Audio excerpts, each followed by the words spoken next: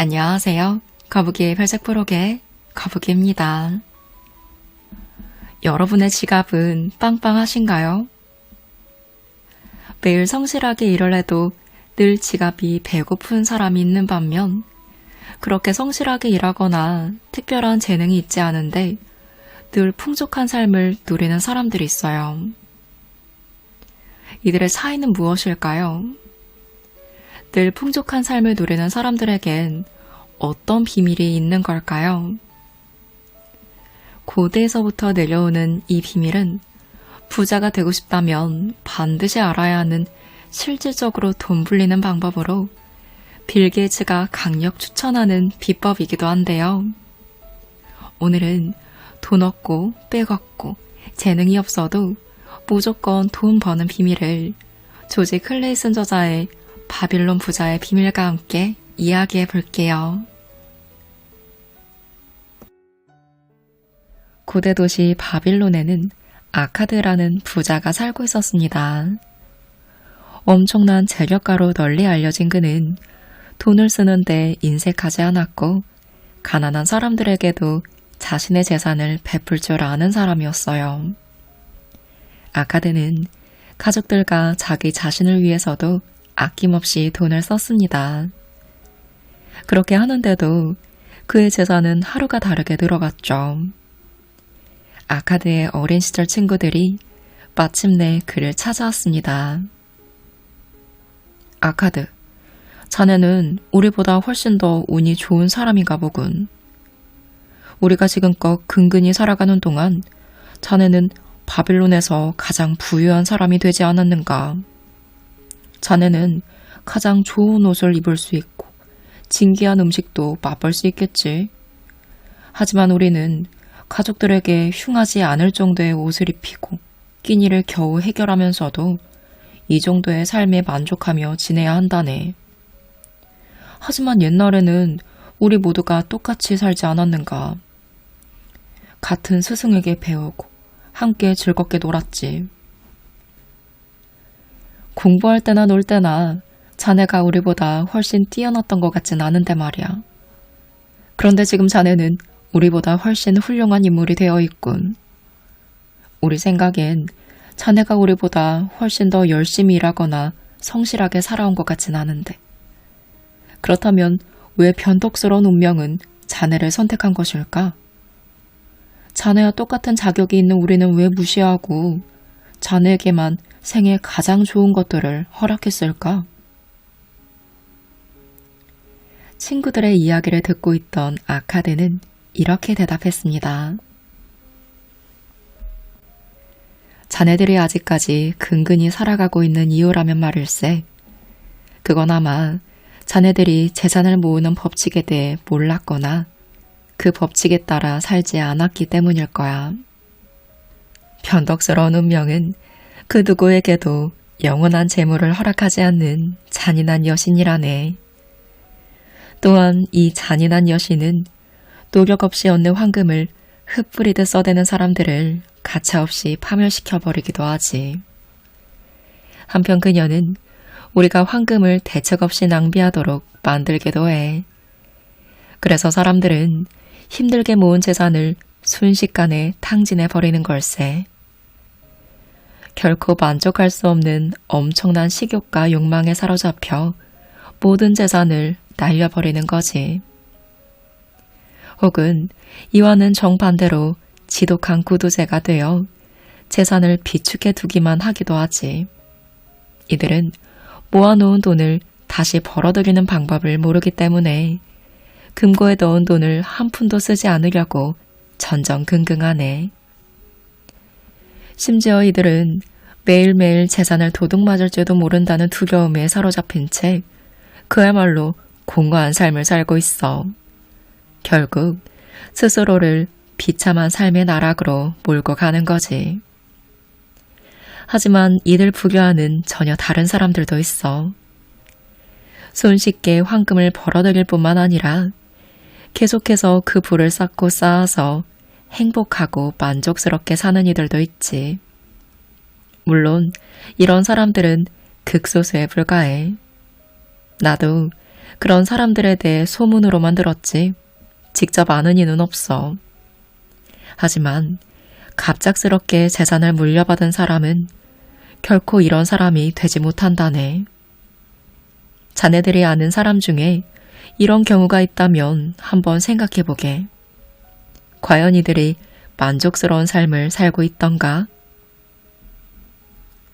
친구들은 아카드의 말을 인정할 수밖에 없었습니다. 그들이 아는 이들 중에서도 갑자기 재산을 물려받은 사람은 결코 바람직한 삶을 살고 있지 않았기 때문입니다. 친구들은 아카드에게 어떻게 그처럼 많은 재산을 모을 수 있는지 알려달라고 간절히 부탁했습니다. 이에 아카드는 그 비밀에 대해 하나씩 풀어놓기 시작했어요. 젊은 시절 내 주위를 둘러보면서 행복과 만족감을 가져다주는 모든 좋은 것들은 도대체 어디에 있는지 꼼꼼히 살폈네. 그리고 돈이 있어야 행복할 수 있다는 진리를 깨달았지. 돈이 있다면 그 어떤 일도 가능하게 된다는 사실을 깨닫게 되었어. 돈이 곧 힘이었네. 돈이 있다면 모든 걸 할 수 있었어. 돈이 있다면 가장 좋은 가구들로 집을 꾸밀 수 있어. 돈이 있다면 먼 바다로 항해할 수도 있지. 돈이 있다면 먼 곳까지 가서 맛있는 음식을 실컷 먹고 올 수도 있어. 돈이 있다면 아름다운 장신구를 살 수도 있지. 돈이 있다면 신을 위해 거대한 신전을 지을 수도 있어. 돈이 있다면 이 모든 일을 할 수가 있어. 돈이 있다면 이 세상을 즐겁게 누리면서 영혼까지 만족시킬 수 있는 수많은 것들을 할 수 있다네. 이런 진리를 깨닫는 순간 나는 내 삶에서 누릴 수 있는 좋은 것들을 반드시 누려야겠다고 결심했네.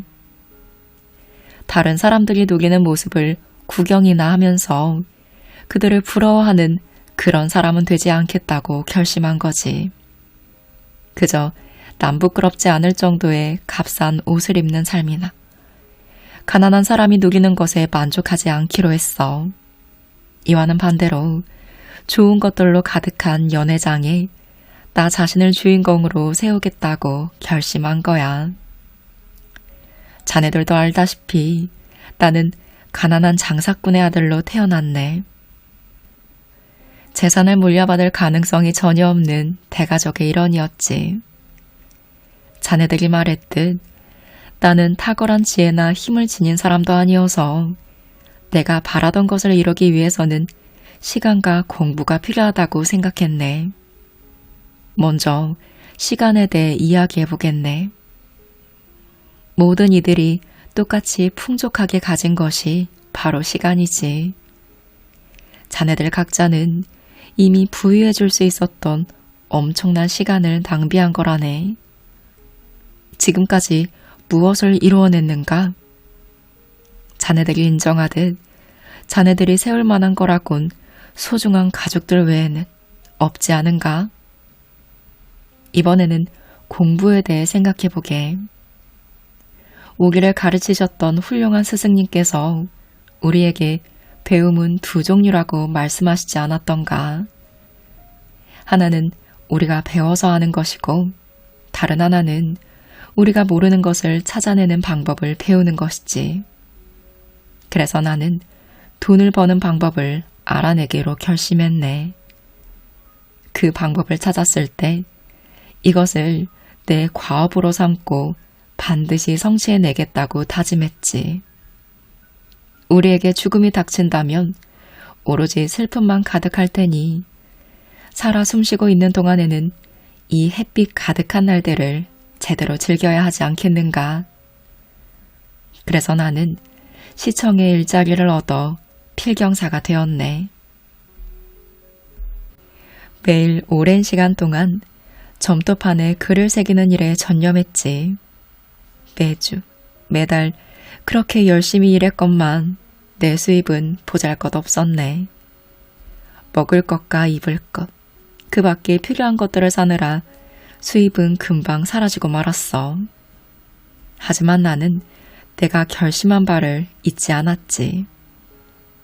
그러던 어느 날 대금업자인 알가미 씨가 시청에 찾아와서 9번째 법률문의 사본을 요청했네. 그가 내게 말하길 이틀 안에 이 문서를 작성해주면 동전 2잎을 주겠다고 했어. 그래서 나는 밤 늦게까지 그 사본을 만들었어. 하지만 법률문이 너무 길어서 그가 돌아올 때까지 그 일을 끝내지 못했지. 알가미 씨는 무척이나 화를 내더군. 만약 내가 그의 노예였다면 그에게 한참 두들겨 맞았을 거라고 하면서 말이야. 하지만 누가 감히 시청 직원에게 그렇게 할 수 있겠나. 그렇게 생각하니 두려움이 사라졌던 나는 그에게 이렇게 말했어. 알가미 씨 선생님, 당신은 정말 부유한 분이지 않습니까? 어떻게 하면 선생님 같은 부자가 될 수 있는지 제게 가르쳐 주십시오. 그렇게 해주시겠다고 약속하신다면 제가 밤을 새워서라도 점토판에 모든 글을 새겨 내일 아침 해가 뜰 때까지 이 문서를 완성해 놓겠습니다. 알가미 씨는 웃으며 내게 답했지. 자네는 아직 어린 나이인데도 흥정이라는 걸 할 줄 아는군. 좋아, 그럼 그렇게 하도록 하지. 허리가 쑤시고 양초 심지 냄새에 눈앞이 깜깜해질 정도로 머리가 아팠지만 나는 밤새도록 점토판에 글을 새겼네. 다음날 아침 알가미 씨가 시청을 찾아왔을 때 나는 완성된 점토판을 그에게 내밀었어. 자, 이제 약속한 대로 해주십시오. 내가 이렇게 말하니 그가 친절하게 답했어. 여보게, 자네는 우리가 한 약속을 지켰네. 그러니 나도 약속을 지켜야겠지. 자네가 원하는 것에 대해 이야기해 주겠네.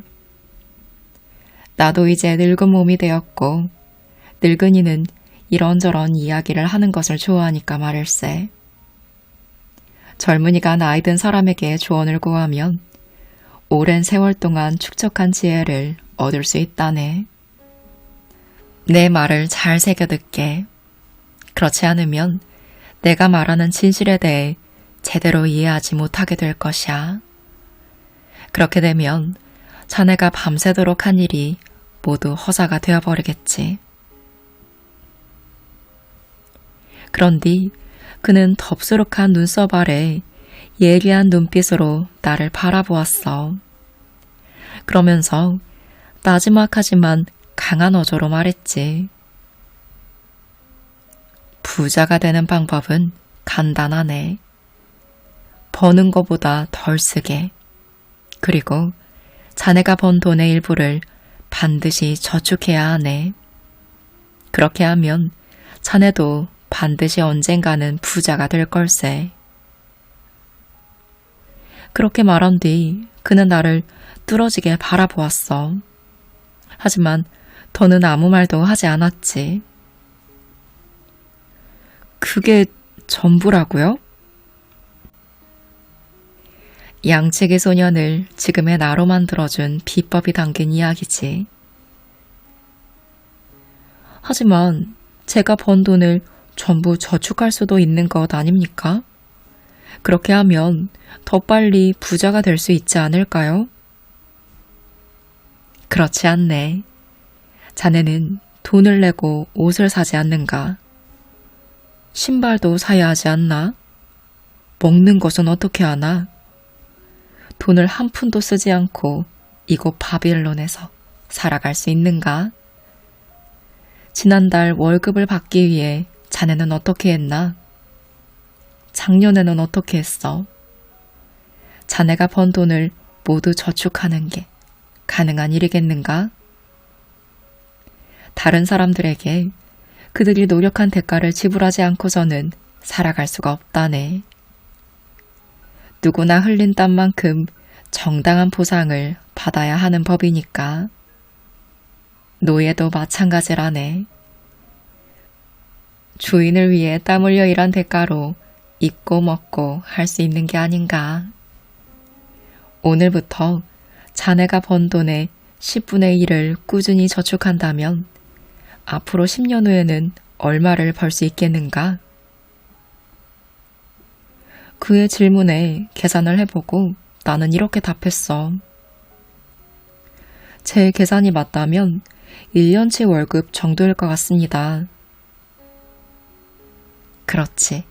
하지만 절반만 맞는 답일세. 자네가 저축한 돈은 자네를 위해 일해줄 노예와도 같다네. 자네가 저축한 동전 하나하나가 자네를 위해 돈을 벌어다주는 자식이 되어야 하는 거지. 돈이 돈을 벌어다 주는 법이거든. 자네가 바라는 풍요로움은 작은 것에서 시작된다는 진리를 결코 잊지 말게.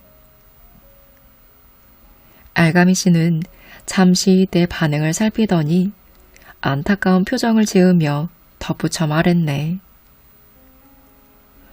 어제 밤새도록 일해서 약속을 지켰는데도 내가 자네를 속이고 있다고 생각하는 것 같구먼.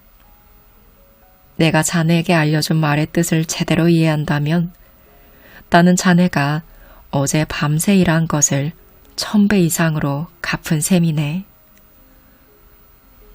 자네가 번 돈의 일부는 반드시 저축해야 하네. 돈을 아무리 적게 번다 해도 수입의 10분의 1 이상은 저축해야 하네. 자네가 감당할 수 있는 수준보다는 저축액이 더 많아야 하네. 자네 자신을 위한 저축을 우선시하게. 그러니 저축하고 남은 돈으로 살 수 없는 옷이나 신발은 사서는 안 되네. 식비와 자선을 베풀 돈, 그리고 신께 바칠 돈은 따로 떼어두게. 재산이란 나무와도 같아서 처음에는 조그마한 씨앗 하나에서 시작된다네. 자네가 가장 먼저 저축한 그 동전이 재산이라는 나무로 성장해 나갈 씨앗이 되는 거야. 자네가 그 씨를 빨리 뿌릴수록 그 나무는 그만큼 빠르게 성장하게 될 거야. 자네가 꾸준한 저축을 통해 보다 충실히 나무에 영양분을 공급하고 물을 줄수록 자네는 나무가 드리워주는 그늘 아래에서 더 빠르게 만족을 누리게 될 걸세. 그렇게 말하고 나서 알가미 씨는 점토판을 들고 돌아갔네. 나는 그가 말해준 것을 곰곰이 생각해 보았지. 그랬더니 그의 말에 일리가 있는 것 같았어. 그래서 나는 그가 알려준 대로 시도해 보기로 했어. 월급을 받을 때마다 10분의 1을 떼어서 감춰두었어. 이상하게 들릴 수도 있지만 그만큼의 돈이 없어도 예전보다 부족한 느낌이 들지 않았네. 그만큼의 돈이 없이도 그럭저럭 지낼 수 있었기 때문에 생활에 별 차이가 느껴지지 않았던 거지. 하지만 내가 가진 재산이 늘어나기 시작하면서 페니키아에서 낙타와 배를 타고 건너온 좋은 물건들을 사고 싶다는 생각이 들 때가 많았어. 하지만 그 유혹을 이겨냈던 게 현명한 일이었지. 그렇게 1년이 지났을 무렵 알가미 씨는 다시 나를 찾아왔네. 그러고는 이렇게 물었지. 자네는 지난 1년 동안 번 수입에서 10분의 1을 착실하게 모았는가? 나는 자랑스럽게 대답했어. 그럼요. 선생님의 가르침대로 했습니다. 그가 나를 보고 환하게 웃으며 말했어. 훌륭하구먼. 그럼 그 돈으로 무엇을 했나? 저는 그 돈을 벽돌공인 아즈모르에게 주었습니다. 그는 지금 먼 바다를 여행하는 중인데 티레에서 페니키아인들이 만드는 진기한 보석을 사오겠다고 했거든요. 아즈무르가 돌아오면 저는 그와 함께 그 보석들을 고가에 팔아 수익을 나눌 생각입니다. 그러자 그는 내게 화를 버럭내며 말했지. 바보 같은 녀석들 같으니라고. 그러니까 배워야 하는 거야. 자네는 도대체 어떻게 벽돌공이 보석에 대해 잘 알 거라 믿는 건가? 자네는 제빵사에게 가서 별에 대해 물어보겠는가? 자네가 생각이 있는 사람이라면 분명 점성가를 찾아가겠지. 젊은이, 자네가 저축한 돈은 이미 공중으로 사라져버렸어. 자네는 부자가 될 나무를 뿌리째 뽑아버린 것이야. 하지만 너무 낙담하진 말게. 또 다른 나무를 심으면 되니까. 다시 해보는 거야. 만일 다음번에도 보석에 대한 조언과 도움이 필요하다면 보석 상인을 찾아가도록 하게. 양에 대해 알고 싶다면 목동을 찾아가고. 누구에게나 조언을 얻을 수 있지만 자네에게 가치 있는 조언만 받아들여야 한다네. 저축을 해본 경험이 없는 사람에게서 저축에 대해 조언을 구하는 사람은 어떻게 되겠는가? 결국 자기가 저축한 돈을 모두 날려버림으로써 그의 의견이 거짓이었다는 사실을 깨닫게 되겠지. 그는 이렇게 말하고는 떠나버렸네. 결국 그가 말한 대로 되어버렸어. 무례한 같은 페니키아인들은 아즈무르에게 보석처럼 생긴 쓸모없는 유리 조각들을 돈을 받고 팔았던 거야. 하지만 나는 알가미 씨가 말해준 대로 수입의 10분의 1을 다시 저축하기 시작했어. 이렇게 저축하는 일은 이제 습관이 되어 더 이상 어려운 일은 아니었네. 그렇게 12달이 지나고 알가미 씨는 또다시 필경사들이 모인 방으로 나를 찾아왔네. 내가 자네를 마지막으로 본 그때요. 어느 정도 발전이 있었는가? 네, 저는 착실히 돈을 모았고 그렇게 모은 돈을 방패를 만드는 아가르에게 빌려주었습니다.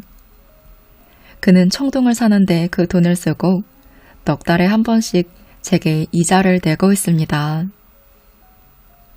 그래, 이젠 잘하고 있군. 그럼 그 이자로는 무엇을 하고 있는가? 꿀과 고급 와인, 향신료가 들어간 케이크를 먹으며 연애를 즐깁니다. 그리고 진홍색 튜닉을 하나 샀습니다. 그리고 다음번에는 제가 탈 어린 당나귀를 한 마리 사려고 합니다. 내가 한 말을 듣고는 알가미 씨는 웃으며 말했어. 자네는 저축한 돈을 모두 먹어 없애버리는구먼. 그렇게 하면 어떻게 그 돈이 자네에게 효과적으로 쓰일 거라 기대할 수 있겠는가? 그리고 어떻게 자네에게 도움이 될 또 다른 수익을 얻을 수 있겠는가? 돈으로 돈을 벌어야 하네. 그렇게 하면 언젠가는 풍성한 연애를 마음껏 즐길 수 있게 될 걸세. 그렇게 말한 후 그는 다시 떠났어. 그 이후로 2년 동안은 그를 보지 못했네. 그가 다시 내게 왔을 때 그의 얼굴은 깊게 팬 주름으로 가득했고 눈꺼풀은 축 처져 있었지. 그는 너무나 늙어 보였어. 그가 내게 말했지. 아카드, 자네가 꿈꾸던 부를 축적했는가? 나는 답했어. 아직 제가 원하는 만큼은 아니지만 어느 정도는 모았습니다. 그리고 그 돈이 돈을 벌어주고 있습니다. 그럼 자네는 여전히 벽돌공에게 조언을 얻고 있는가? 벽돌 만드는 일에 대해서는 그들이 좋은 조언을 주고 있죠. 아카드, 이제야 자네가 내가 가르쳐준 교훈을 제대로 이해했군.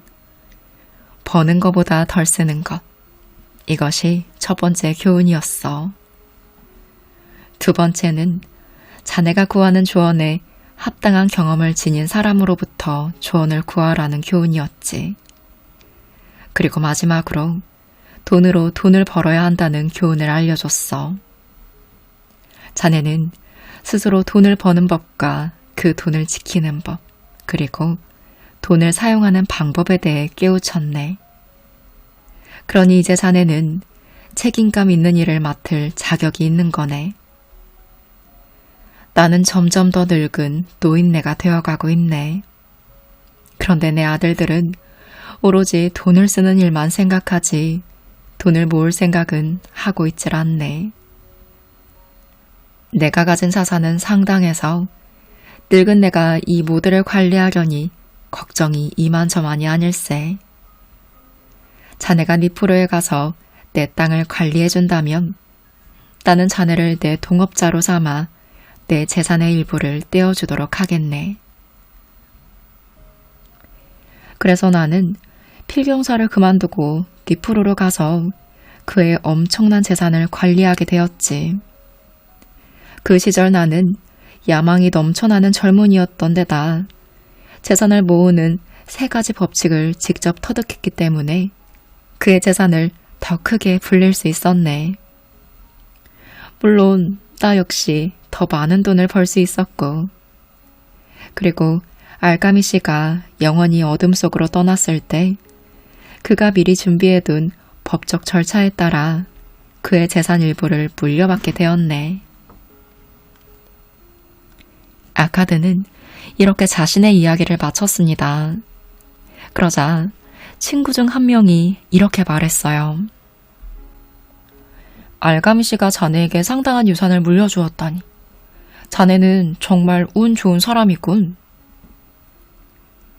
과연 그럴까? 알가미 씨를 만나기 전부터 부자가 되고 싶다는 의지를 갖고 있었다는 점에서는 운이 좋다고 말할 수 있을 거야.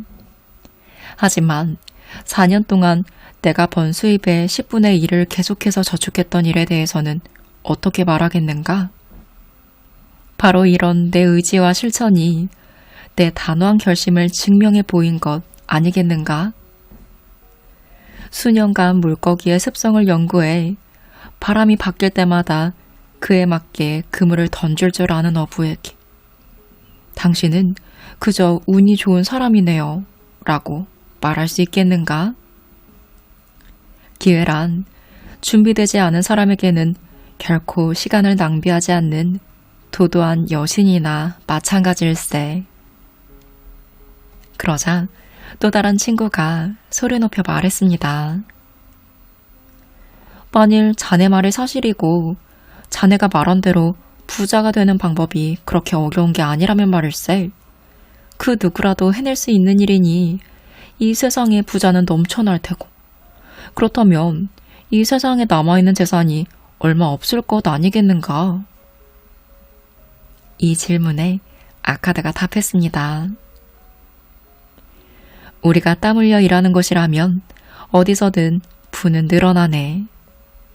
만일 어떤 부자가 멋진 저택을 하나 짓는다고 가정해보세. 그가 지불한 돈이 모두 사라져 버리겠는가? 그렇지 않지. 벽돌공이 돈의 일부를 받고 인부와 예술가도 돈을 받게 될 거야. 그 저택을 짓는데 동원된 모든 사람이 그 비용의 일부를 받게 되는 거지.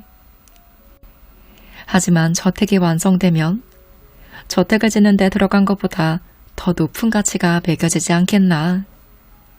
저택에 들어간 땅은 어떻게 될까? 공터로 있었을 때보다 훨씬 더 높은 가격이 매겨지겠지.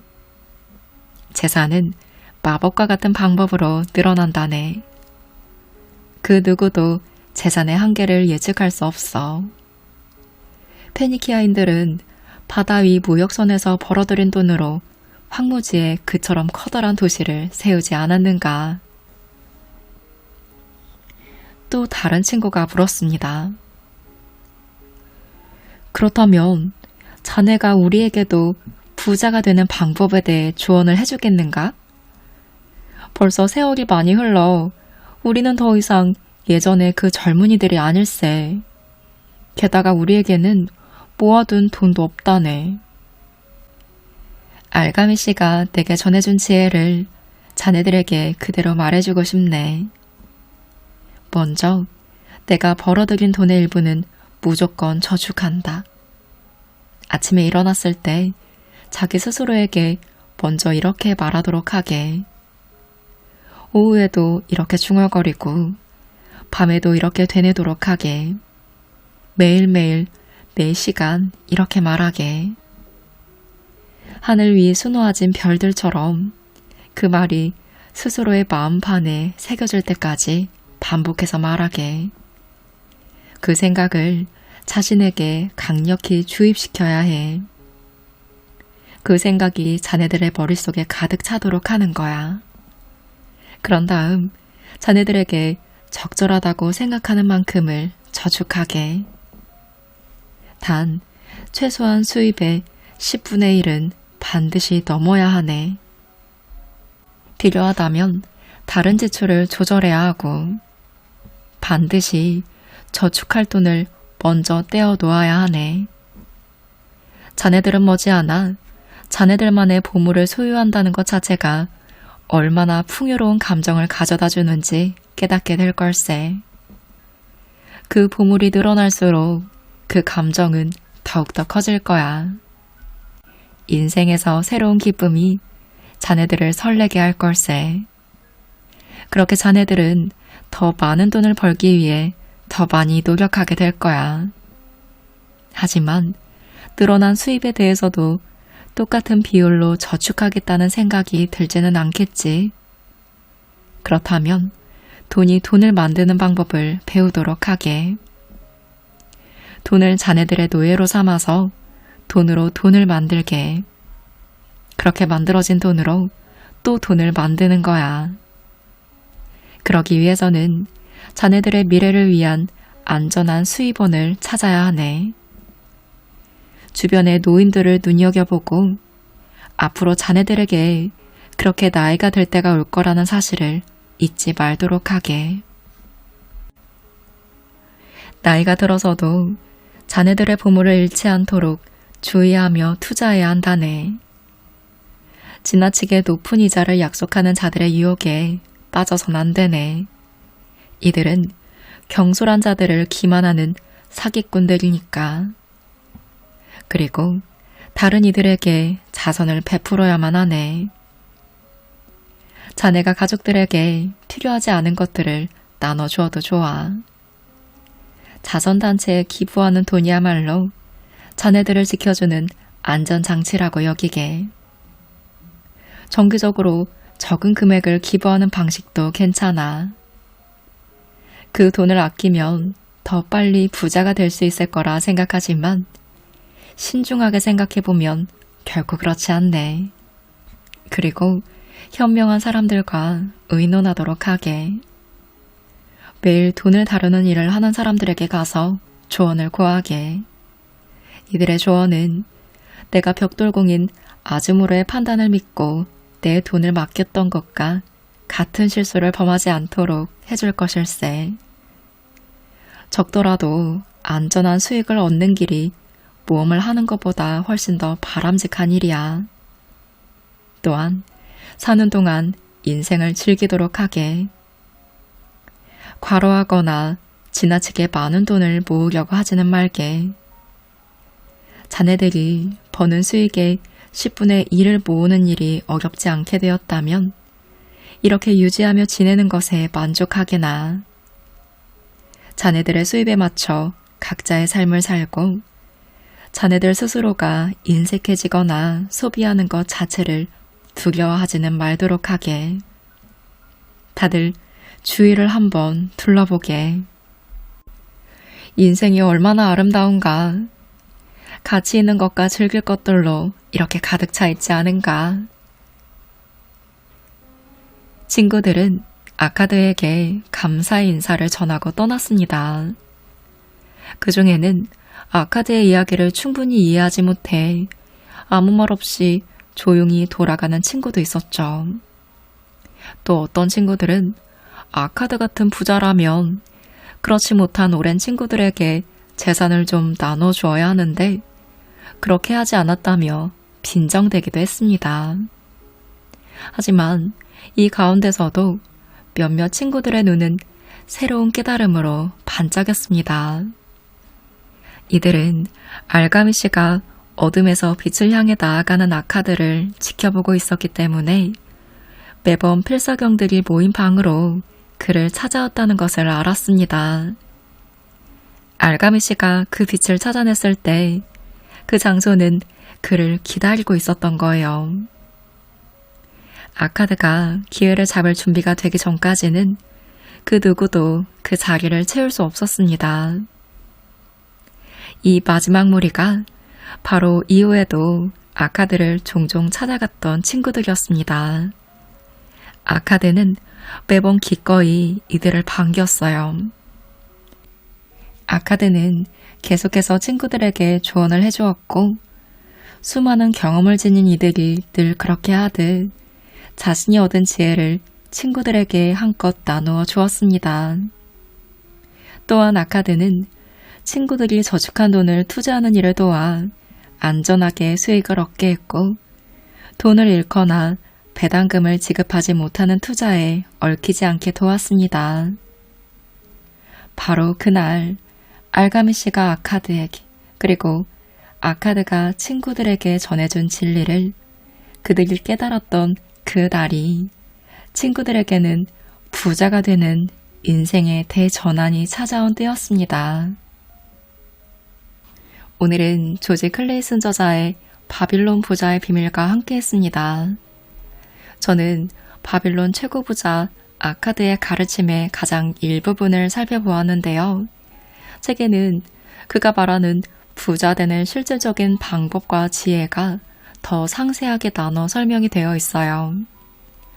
우리가 돈을 많이 벌고 돈이 주는 혜택을 오랫동안 누리기 위해 반드시 알아야 하는 재정에 관한 비법들이 담겨 있으니 많은 부를 얻고 싶은 분이라면 꼭 참고해 보시면 좋을 것 같습니다. 제가 바빌론 부자 이야기에 관한 책들을 직접 구입하기도 하고 선물로도 많이 받아봤지만 오늘 소개한 책은 그중 특히 더 예뻤어요. 부자들은 이 바빌론 부자 이야기가 담긴 책을 가족들에게 선물하기로도 유명한데요. 내가 읽기도 좋지만 함께 나누기에 정말 좋은 이야기라 선물로도 참 좋거든요. 제가 봤던 바빌론 부자 이야기 책 중에 가장 소장하고 싶었던 첫인상을 갖고 있는 책이에요. 물론 양장본이고 크기도 다른 것들에 비해 컴팩트하면서 겉표지도 반짝반짝 고급스러워요.